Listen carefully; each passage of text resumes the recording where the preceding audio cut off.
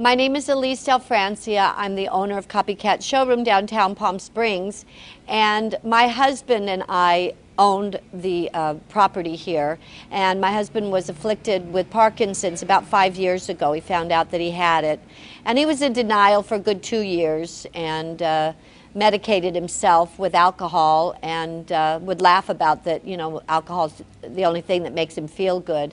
But after a while, you can't drink like that. So anyway, we had found out about medical marijuana in California. We lived in Las Vegas at that time. And when I realized that it was legal in the state of California, I gave him some, unbeknownst to himself. And within 45 minutes after eating a pancake with marijuana on it, he stopped shaking. And I walked over to his ottoman and sat down in front of him and I said, "How do you feel?" And he just put his hands out and said, "Look, look, I'm not shaking." And he had a smile on his face. He felt great. He did not move from that chair for 6 hours. So that was my light bulb moment. I knew that then I was onto something that was going to relieve his pain and suffering, because it's horrible to have Parkinson's disease and not have any relief. And I feel that this is something that helps so many people in so many ways with pain and suffering. And to take some of the medication, the expensive pharmaceutical drugs are destroying people's lives, not really helping them. Either they can't afford the pharmaceutical drugs, or it's damaging their kidneys or damaging their bodies in some way. So I'm behind this cause 100%, 110%, and anything that I can do, I will do. And I urge anybody that is interested in learning more about the true effects of medical marijuana, not what the government wants you to know, is to join in on this. You can't put people in jail for just trying to find some relief with what ails them. So there you have it, Lanny. Are we entering or anything? Or No, we're just starting with this. Absolutely. That's cool. Good to see you, man. Good to see you. How are you? Good. I've been seeing a lot of you lately. Yeah, it's cool. I mean, I like it. When you look back on 2012, how would you characterize your year? Well, I mean, personally, it was a terrific year. It was kind of like I embarked on some journeys, and I was optimistic enough to like take on some things that I might not have in years previous. You're getting back on screen. Yeah, well, that's what I mean. That's the thing about being optimistic enough to take on some new things, and I just did. In the last few years, I've done some episodes of Good Wife, and I did the Curb Your Enthusiasm, and I'm just in a new play. I mean, I've found a way to make drugs work for me a little bit better, and I'm just emboldened by those experiences, and I just thought, why am I not doing what I do? Why am I not doing the thing that is giving me the most success and the most pleasure outside of my family? Was the moment you go on screen in this character and playing a guy with Parkinson's, like that's a statement in and of itself. That's a different reality for television. It's right. Bigger than just a guy in a TV show.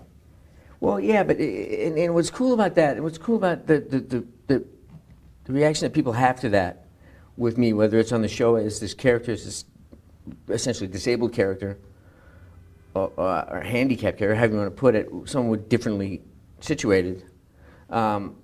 Yeah, that's cool and that's new. But for me, that's the part of the character I don't have to think about. I mean, I don't have to play that. So it's easy for me. You have a real sense of humor about Parkinson's and the way you present it publicly. The Curb Your Enthusiasm stuff was unbelievable. You know. Oh, thanks. Oh, Jesus Christ! What the hell? What? Did you shake that up on purpose? Parkinson's. When Larry called me up, and I don't know Larry that well, I've met him a few times, but he called me up and asked me if I'd do it and pitched the concept to me, and I said, this is great. Because the way they work on that show is there's an idea, there's a series of points you want to get to in the scene, but how you get there is up to you. Yeah. It's all ad lib, it's all improv, and it was just great for me because I don't get a chance to do that much, and it just worked out great. Well, he did it in a humorous way, in the way that Rush Limbaugh really attacked you. Yeah. How do you feel about that? again, I don't control how people respond to it. So I just let that go. However people react is how they react. It's how they're doing their own thing. It's halftime. It's their, if they react, like if people go, how are you? Are you okay? That's their fear. Right. You don't have to protect me. You don't have to step in for me and say, don't you know what this guy's dealing with? Or, just everybody chill. Yeah. And with Rush, it's different, though. That's No, just- Rush. I mean, you got to remember that he's dealing with a really small base. He's not dealing with a big, and that was the part, that was a mistake the Republicans made, was they thought this guy represented their constituency, and he doesn't. He's a fanatic. Yeah. And he's a showman, and he's just, I mean, he didn't care about me, or he didn't care about stem cells, he didn't care about Parkinson's, he cared about how would he flame up his base, and what would he say. And so the thing about fighting him is you can't fight him because who are you trying to win over? And anybody reasonable and responsible gets that you're right. Yeah. So to go into the public arena and fight him is like trying to win over people that already are on your side. So you just kind of go, oh, well, yeah, let him make noise in his own echo chamber. I want to read you a quote. This is from you at the Senate Appropriations Subcommittee hearing. This is in D.C. in '99. You said, in my 40s, I can expect challenges most people wouldn't face until their 70s and 80s, if ever. But with your help, if we all do everything we can to eradicate this disease, when I'm in my 50s, I'll be dancing at my children's weddings.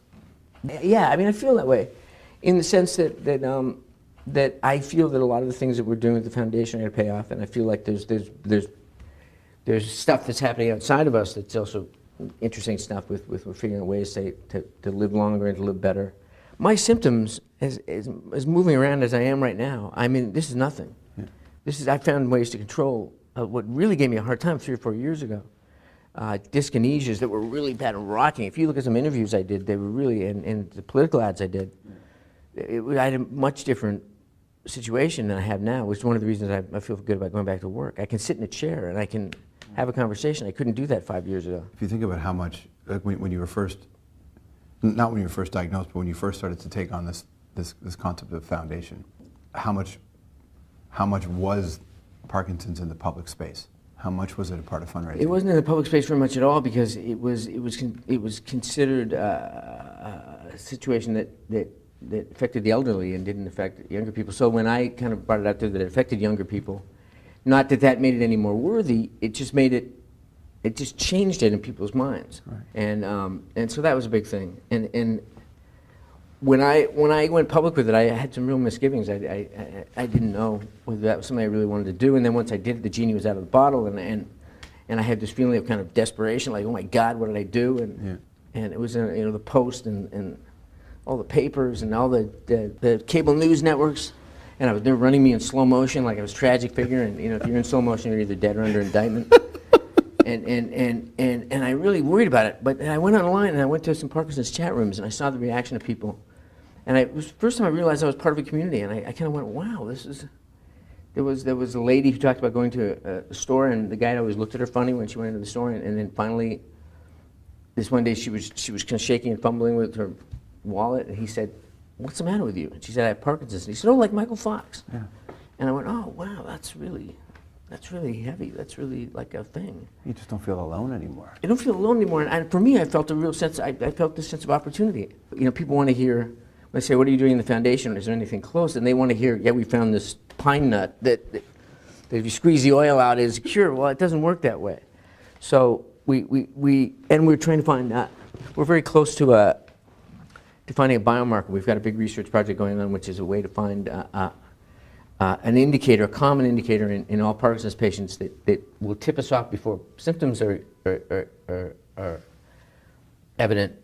Because by the time symptoms are evident, by the time my pinky twitched, 80% of the dopamine-producing cells in my brain were already dead. Right. So if we can find a way early on that we can find a marker, then we can identify along the way the progression of the disease, and we can treat it earlier, and we can get in there earlier. And if we can find a drug that halts progression and eliminates symptoms, that may not be in the pure sense a cure, but it's as good as a cure.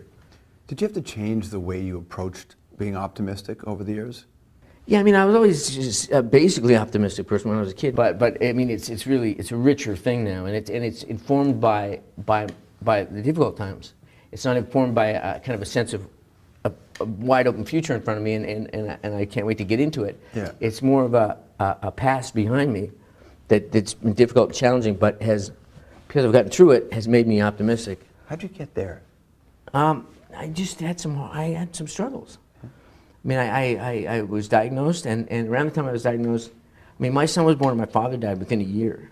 And so I just when I kind of got how valuable my dad was, Yeah. in relation to the fact that I was about to raise a son, I lost him, and so that threw me off. And then I was diagnosed very shortly after, and then I realized in my diagnosis that one of the ways I was self-treating it by drinking more, and so I realized I had to not do that anymore, and that was a challenge, and all that stuff, and I mean that put pressure on my marriage, and all that stuff was just to come through that, and to come through that with a stronger marriage than ever, and a sobriety that was really lasting, and an understanding of how much I love my dad and how important he was to me in his absence, which is unfortunate, but a real strong appreciation for him and a new respect for him. And again, my marriage, it strengthened my marriage because I realized she wasn't going anywhere when I was diagnosed, and that's your first fear. Yeah, for sure. Is am I going to become a burden on my family, and and the fact that she wanted to have more children, and now I have 3 more kids after that, after my diagnosis, and they're great, and I can't imagine life without them. You know, as we go through the new year, 2013 now, what are you looking forward to? Is there a moment that you're hanging on? Well, there's a couple things. I mean, like I said, my daughters are going to start. They're going to finish high school it's June, and then going to college, and that's an amazing thing. That's really. I mean, like I said, we're babies when I started out on this journey, and I'm gonna start the show and do this new show, and that's gonna be big. And every year is cool. It's an opportunity. It's amazing. Before we wrap up, a rapid fire anthropology questions your way. What is one food that's your favorite gross food? Well, I don't know if it's gross, but I like circus peanuts. Those kind of fake corn oil based marshmallow things that are really. Eat like 5 of them and they become a rock that you think you'll never pass. You hope you never pass. What's the weirdest thing a fan ever said to you? Michael Keaton, I love you. Yeah. Who do you have somebody that you have to make peace with? Who do I have to make peace with? I have to make peace with I think I have to understand people that have fear and ignorance. I mean, just generally, I'm not a person, but just people that whose first instinct is to find fault and to cast blame, and I just have to realize that that's fear, and whenever I come across it, I have to resist temptation to write them off, but instead to kind of say, how can I just work around that and hopefully bring them along. So great to see you, man. It's great to see you, man. Real pleasure. If you want to join Team Fox, and I recommend you do, we've got it on our website. Go to strombo.com for all the details there. Stick around. We'll be right back.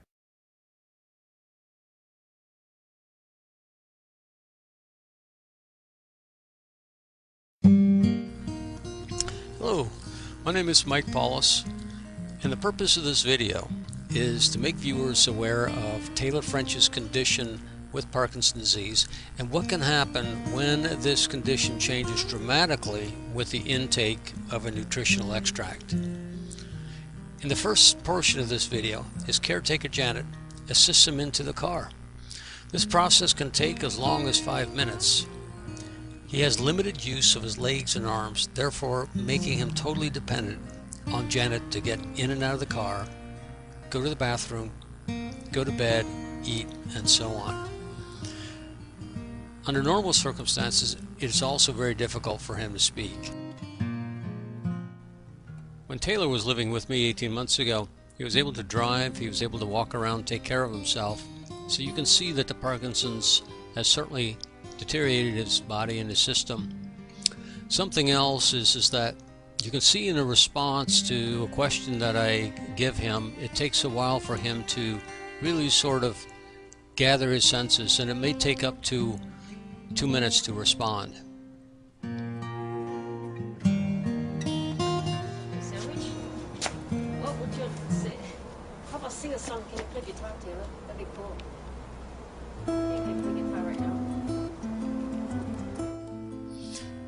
Yes, seeing is believing. This is the same Taylor that we've all seen in the wheelchair every day, every week.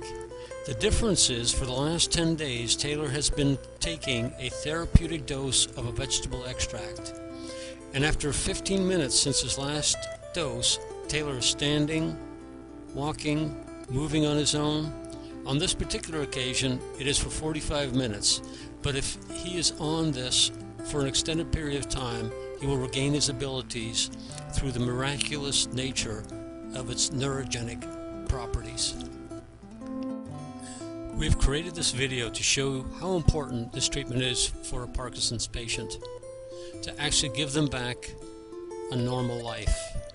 As you can see in this case, it certainly is making a big change for Taylor.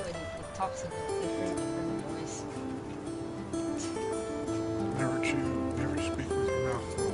Never. The saying, never speak with your mouth full. Obviously, the extract has also increased his sense of humor, and or actually restored his sense of humor. It's never lost. For most of us, raising our arms is no big deal. For Taylor, it requires a lot of help. On this day, he effortlessly brings them up, twiddling his fingers in the air. Could you imagine how much difference this could make if he has this capability for 24 hours every day, not just for once in 9 months for 45 minutes? So after Janet asked Taylor, "Hey, Taylor, do you want to go for a walk?" He turns around, heads towards the front of the house, and this part is a miracle as he confidently ambles towards the gate. Usually he can run in a forward falling position but not walk. He also needs someone to catch him at his destination. Not this time. Champion for Parkinsons.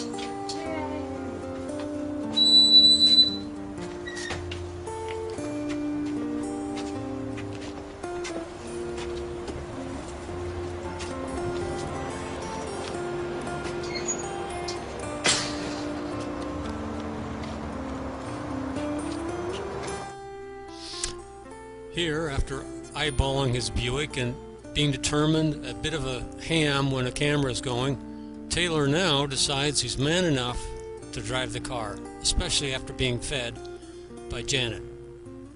Can he do this? Remember, he's not walked on his own or driven in months. Confidence is now getting the best of him, and he will try. Sure enough, under his own power, he makes all the moves that are easy for the rest of us, but impossible for him.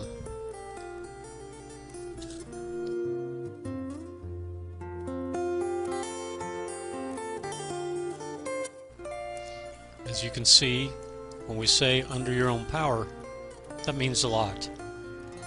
For someone to make all the moves of getting into a car themselves, starting it up, positioning the steering wheel, closing the door, rolling up the window, all of these requires a lot of concentration and effort for someone who normally needs to be helped into a car.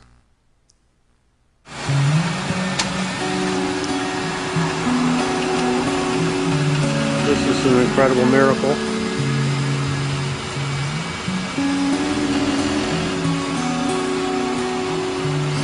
Pulling it out. We're hoping that he's paying attention here and not crashing into anything, but you can see, totally in control. Unbelievable.